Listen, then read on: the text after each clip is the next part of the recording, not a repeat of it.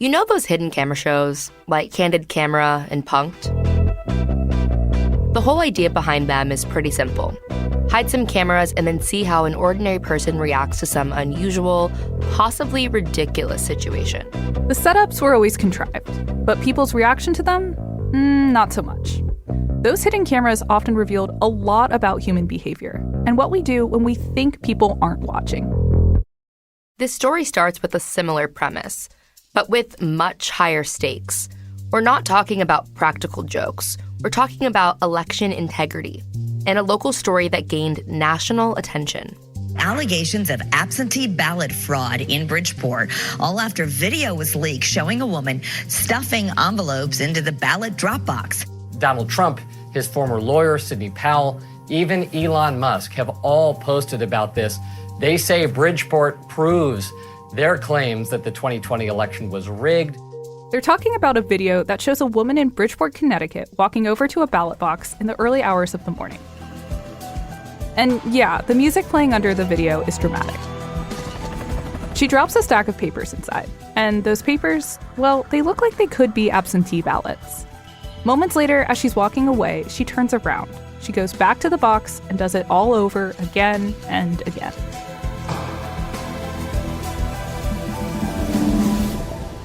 Now, this footage wasn't captured by a bunch of TV producers. It was captured by a surveillance camera outside of a government building. This ballot box incident took place just days before Bridgeport's Democratic primary election in September 2023. After the election, a man named John Gomes somehow gets a hold of the video and shares it with the public. My name is John Gomes. Gomes is a mayoral candidate in the race. Gomes lost that primary election to incumbent Mayor Joe Ganim. But because of this video, the results of that primary were tossed out entirely.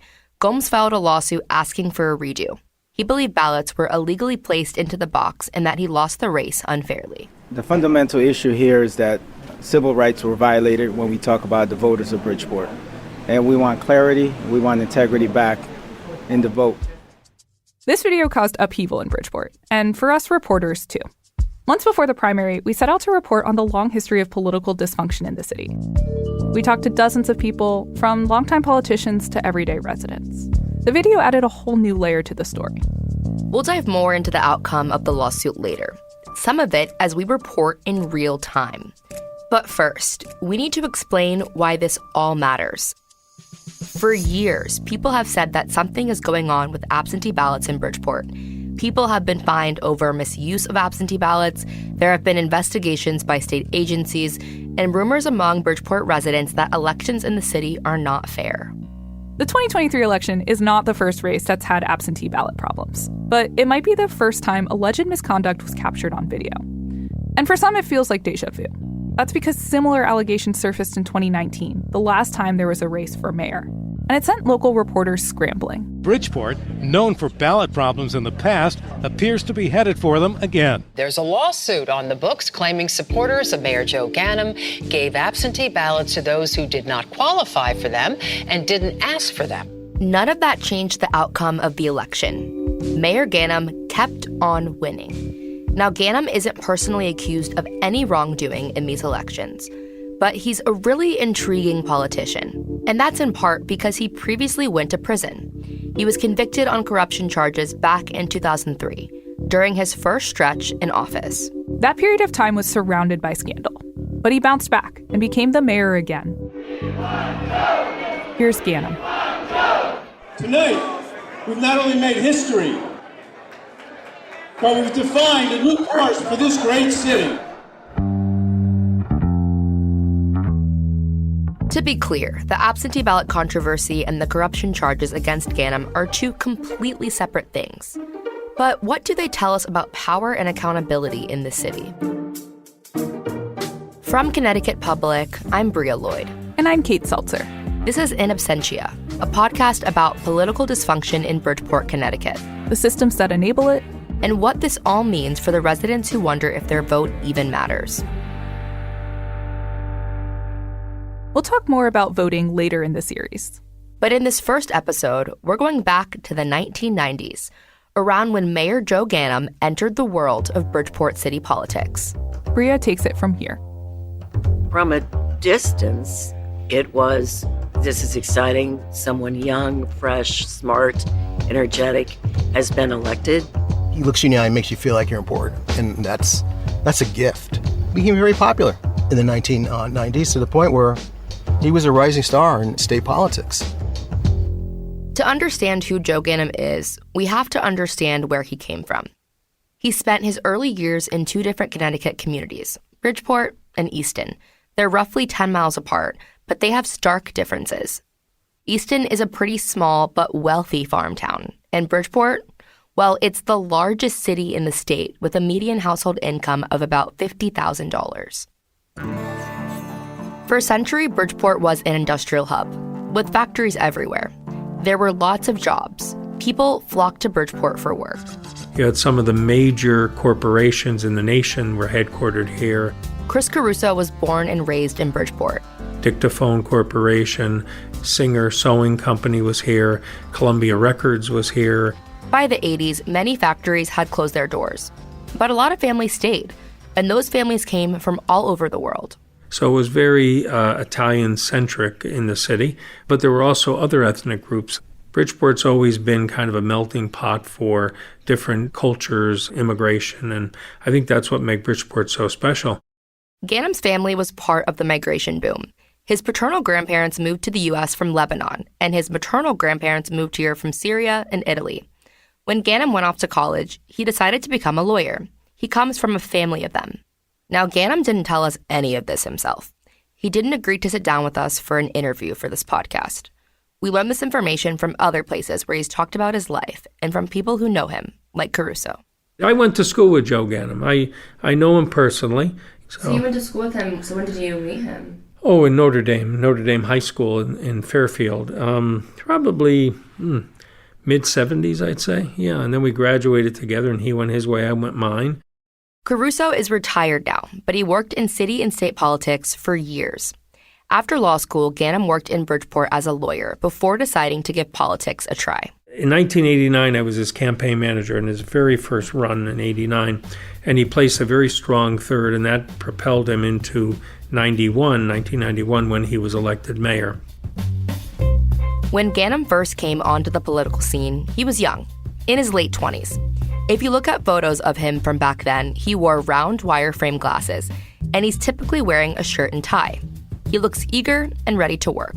He came into office when Bridgeport was in a state of crisis. One headline from the local paper at the time read, "Ganim faces 4 crises in first month on job." One of the biggest, a budget shortfall of at least $20 million. The city was on the verge of bankruptcy. Ganim's predecessor, Mary Moran, explains what happened. We talked with her outside a coffee shop. Busey was my predecessor, and he had gone to the state to borrow money because we couldn't meet the payroll in Bridgeport.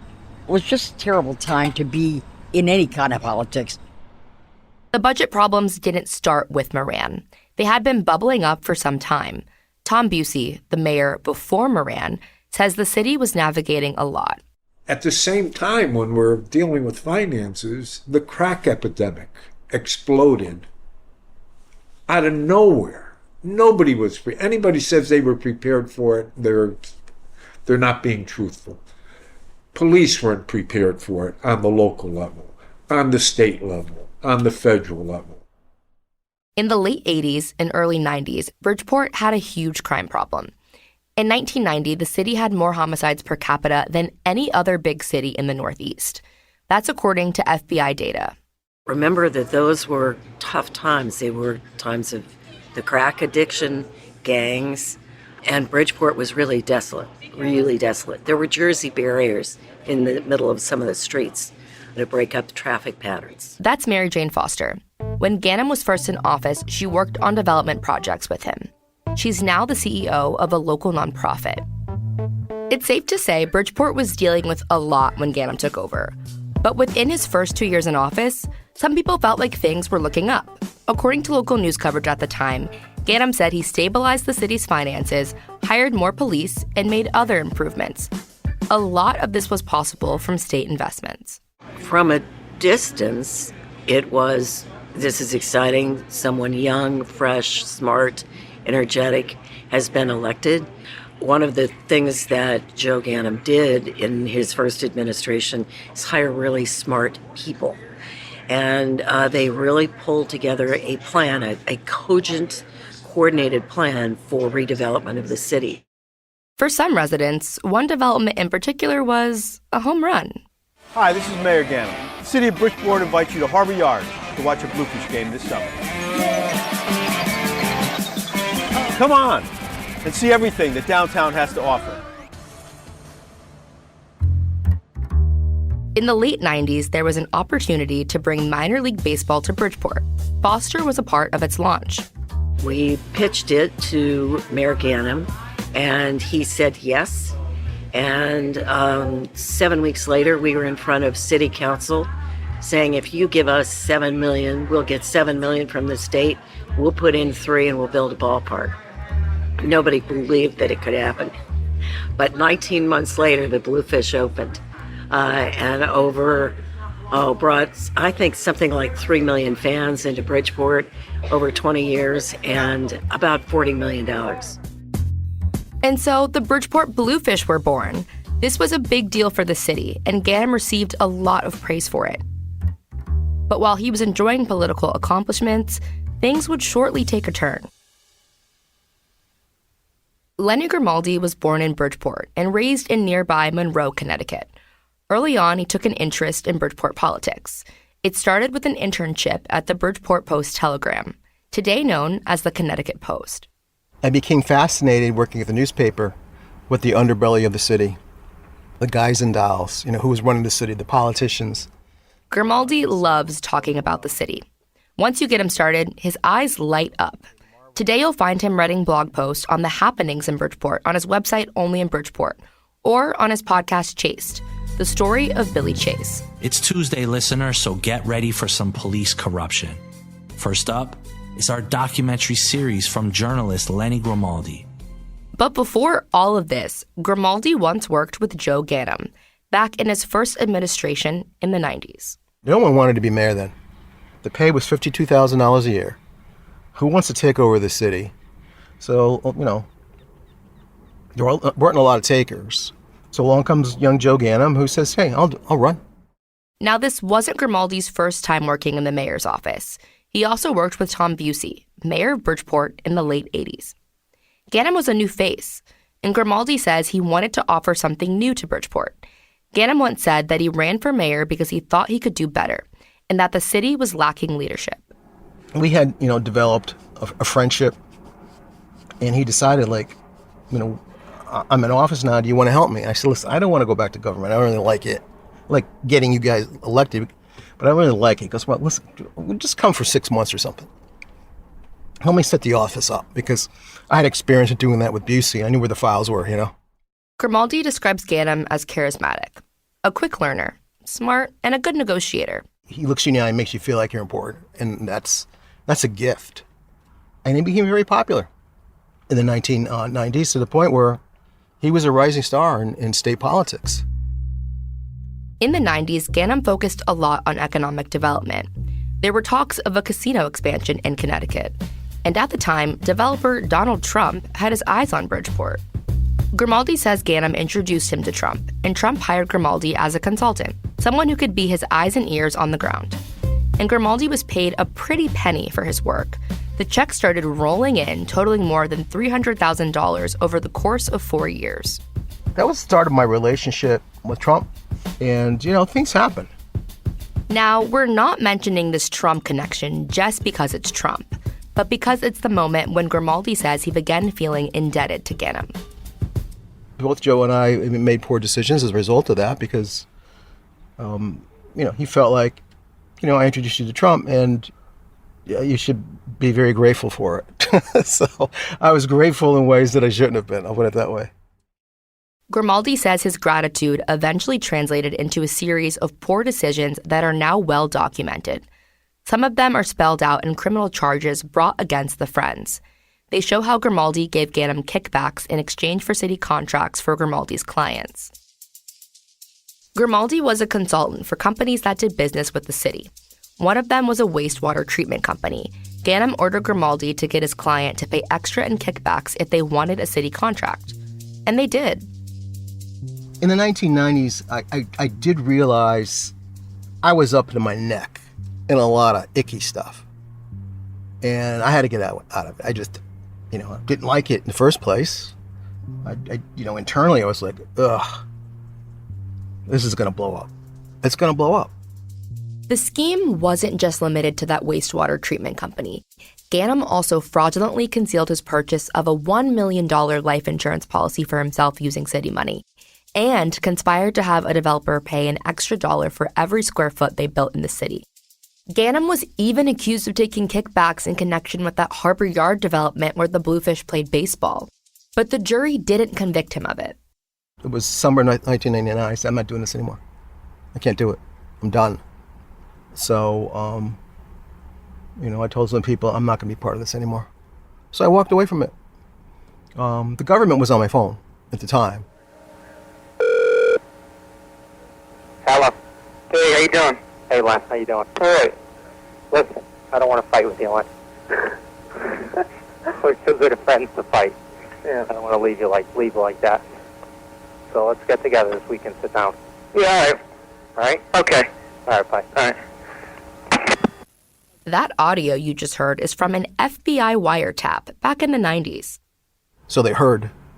They knew there was a falling out, and I had walked away from it.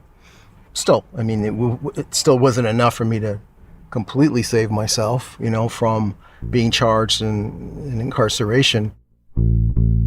Federal prosecutors found that extra money and kickbacks went to funding Ganim's lavish lifestyle. In the end, Ganim was convicted of soliciting and receiving more than $500,000 in benefits, including home improvements, fancy suits, and fine wines. Welcome to Wine and Spirits. If you know your party's extension, please dial it now. Good, who's this? Joe Ganim, how you been? Hey, Joe, how are you? Good. Where's your second store? Brantford? Yeah, Brantford? What exit? Exit 54. Oh, all right. Where are you? I just went by it. I'm at exit 71.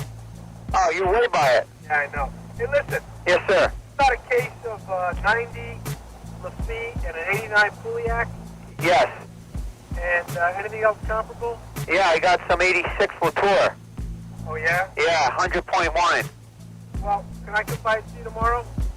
The FBI overheard Ganim as he called a store to coordinate picking up his fine wines, which his associates paid for as part of the kickback scheme. What's interesting is that Grimaldi testified against Ganim. Grimaldi turned his back on his colleague and friend. He was one of two critical witnesses to do so. This helped Grimaldi have his own sentence reduced. He ultimately served 10 months in prison.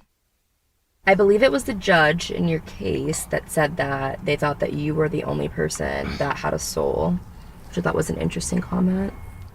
Oh, Judge Arterton, yes. That really meant something to me, When Judge Arterton said that, I'm paraphrasing, you, among the whole crew, was the only one who didn't lose his soul. But then the next sentence was, but you must be punished. I laugh about it now. Back then, but that was in the courtroom. Yeah, I was in the courtroom over 20 years ago. When the news first broke about the FBI investigation, people took notice of Ganim's reaction. He publicly and repeatedly denied any wrongdoing and carried on with business as usual. Eventually, Ganim was indicted in 2001, but even during the trial, he denied his involvement. He maintained that he had nothing to do with the corruption and accused the witnesses of lying. Chris Caruso says Ganim faced a lot of backlash for not stepping down, from himself included. We had heard rumors of things happening, and we had heard things that was going on. As an elected official, I was a state representative then, and I was the first one to call for him to resign. He was at least one of the first, and Ganim was eventually convicted on not one, not two, but 16 counts, including racketeering, bribery, extortion, and tax fraud. Even then, Ganim didn't immediately resign from office. It took him a few more days to step down. Ganim was ultimately sentenced to 9 years in prison, but he only served 7. Caruso says Ganim's crimes have had long-lasting impacts on the city. What he had done to the city had hurt the city. It really it stymied the growth of the city. It continued that negativity from people outside of the city in the legislature, in the federal government, saying, everything we do for Bridgeport is always wasted because of the corruption. But did the corruption scheme have long-lasting impacts on Ganim and Grimaldi's friendship? Grimaldi says since serving time in prison, he and Ganim have turned over a new leaf. And when I got out, I started thinking about what am I going to do? How am I going to reinvent myself? And I didn't want to go back to political consulting, although people did ask me. I just felt that, I need to step away from that for a while, because I don't want people starting to say, oh, he's going right back into the hornet's nest, right? He didn't learn and blah, blah, blah. So give me some time. So I went back to my roots. I started doing a lot of writing. I went back, thankfully. The editor, Charlie Monahan at Connecticut Magazine, says, listen, you want to write for me? You can write for me. Despite everything that's happened, Grimaldi says today his relationship with Ganim is solid. It's a long time ago for me. I don't spend any time on it. And by the way, I laugh at it a lot. We get together. We don't get into the weeds of what really happened, but every now and then we'll start laughing about something that took place, back then that now we can laugh about.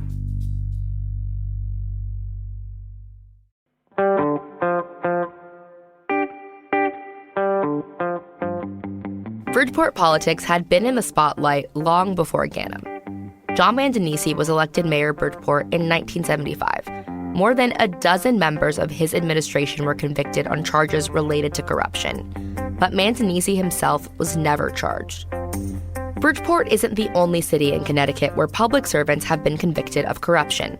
We've even seen it at the highest levels of state government, and I wanted to understand why. So one day last summer, senior producer Cassie Bassler and I left Connecticut and drove down to New Jersey. Can we punch in the address? Do you know it? Yes, the address. We went to meet with former FBI agent Mike Clark. 3 hours, 22 minutes with tolls. Head southwest toward I-95 South. Hi. We were greeted at the door by Clark and his dog Murph. He'll come up and smell you, okay? Who His name is Murph. ate Cassie's microphone. Hi, Nice to meet you. Say hello, okay? Oh, Murph. When Clark first started working for the FBI, he worked in New York, and eventually he was transferred to Connecticut. Our bosses and also in Washington, D.C., determined that the FBI should be focused on big impact cases where you're going to make a difference, and the public trust is very important. So they peeled off some agents. We created a team. We sat down at his kitchen table, and he started flipping through old newspaper articles. The first real corruption case in Connecticut back in, I believe it was the early 90s, was the Santa Pietro case. And that was in Waterbury. Joseph Santa Pietro was the mayor, a very young mayor. And he and almost much of the town council was indicted, prosecuted, and convicted of corruption. Similar to Ganim, Santa Pietro was convicted of receiving kickbacks in exchange for city contracts. Not only that, but he also sought a return to public office after his time in prison. He was unsuccessful. There were also other corruption cases in Connecticut around that time. In the early 2000s, the FBI was investigating Waterbury Mayor Phil Giordano for corruption. They halted that investigation once they discovered he was sexually abusing young girls and prioritized the abuse case. On the state level, Connecticut Treasurer Paul Sylvester pleaded guilty to racketeering and conspiring to launder money in 1999, and former Connecticut Governor John Rowland was convicted of mail and tax fraud in 2004. He served 10 months in prison. Rowland later went to prison again in 2015 for campaign finance fraud. All these great corruption cases are popping, in our state. And, we're getting great support from Mike Wolf was our supervisor at the time, and he was just masterful at giving us the support that we needed.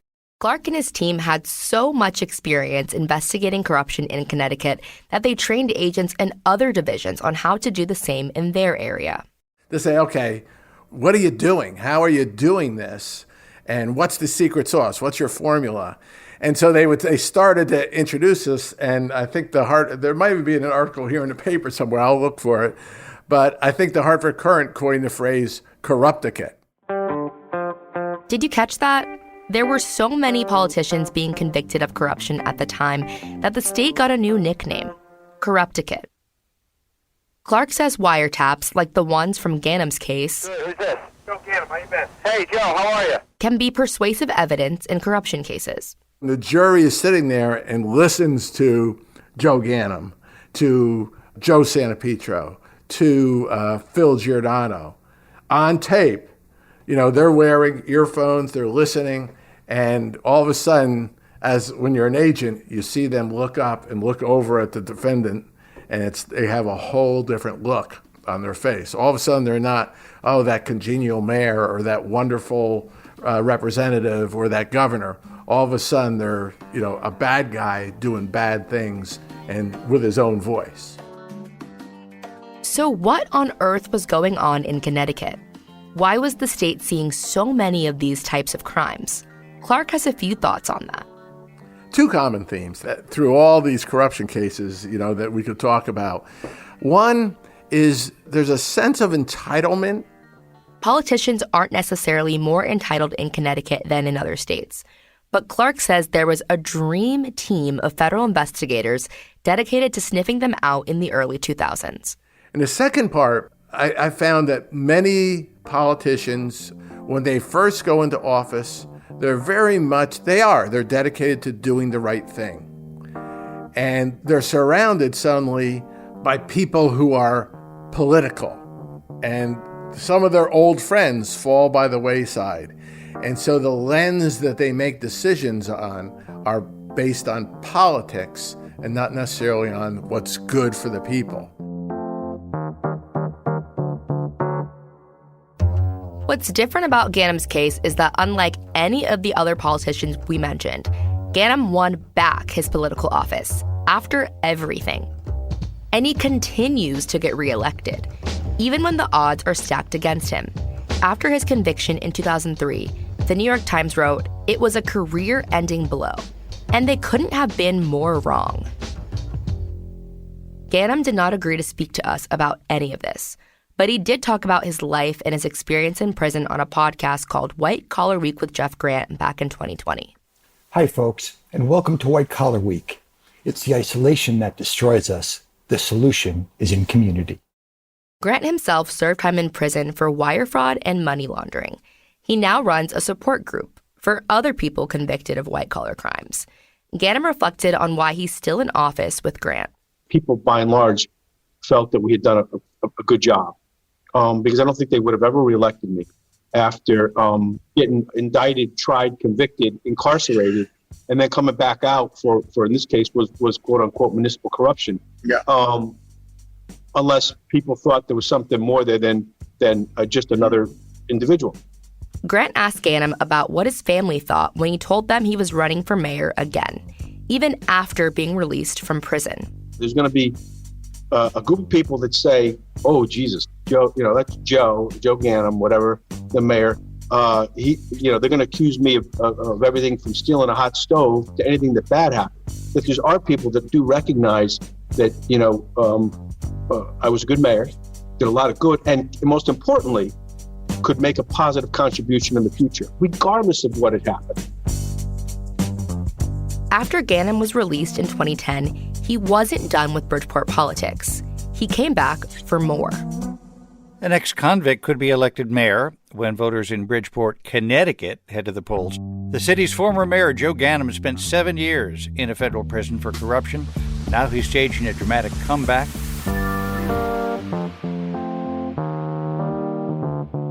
On the next episode of In Absentia, we'll look at Ganim's comeback and how the city of Bridgeport gave him a second chance.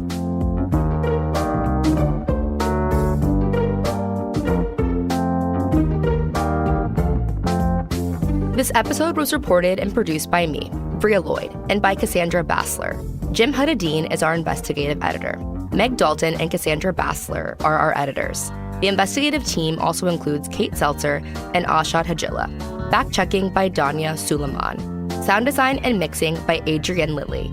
Music in this episode from APM. Additional editing help from Lily Tyson, Erica McIntosh, Robin Doyan Aitken, Vanessa De La Torre, Lucy Napafanchel, Katie Talarski, and Eric Austin.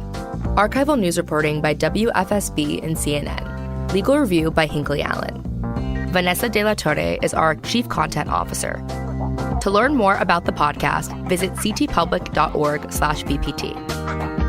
I'm Bria Lloyd. In Absentia is a production of Connecticut Public.